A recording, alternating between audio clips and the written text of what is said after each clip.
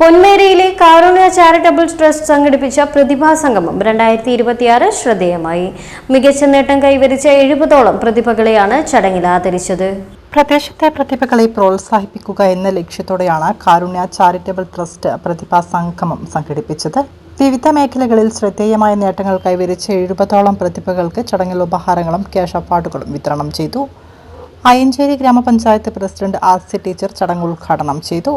നമ്മുടെ ആൺകുട്ടികളുടെ കാര്യത്തിൽ നമ്മളൊന്ന് ചിന്തിക്കേണ്ടതുണ്ട്. ആൺകുട്ടികൾ പലപ്പോഴും പിറകിലാണ്.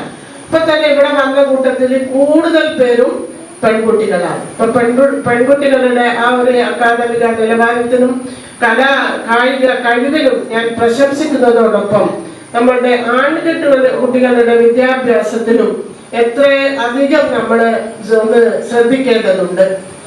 നമ്മൾ ആരും ലഹരി അടിമയല്ല. 100% നമ്മൾ എല്ലാവരും നല്ല മക്കളാണ്. പക്ഷെ ചില സമയത്ത് മറ്റു പലരും നമ്മൾ എന്ത് ചെയ്യും, ഒരു തെറ്റായ രീതിയിലേക്ക് നയിക്കും.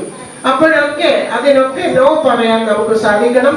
അത് മാത്രമല്ല, നമ്മളുടെ മാതാപിതാക്കളുടെ ആ ഒരു സാമ്പത്തികവുമായിട്ടുള്ള ഒരു വിഷമവും അവരുടെ മുഖവും നമ്മുടെ മുമ്പിലെത്തണം.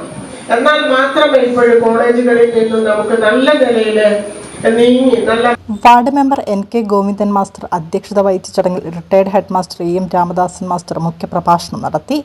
രചന മെഡിയേരി, സുധാ സുരേഷ് തുടങ്ങിയ ജനപ്രതിനിധികളും സാമൂഹ്യ സാംസ്കാരിക രംഗത്തെ പ്രമുഖരും രക്ഷിതാക്കളും നാട്ടുകാരും ചടങ്ങിൽ പങ്കെടുത്തു. Karunya charitable trust president K Sreedharan master സ്വാഗതവും സെക്രട്ടറി CK സുരേഷ് നന്ദിയും പറഞ്ഞു.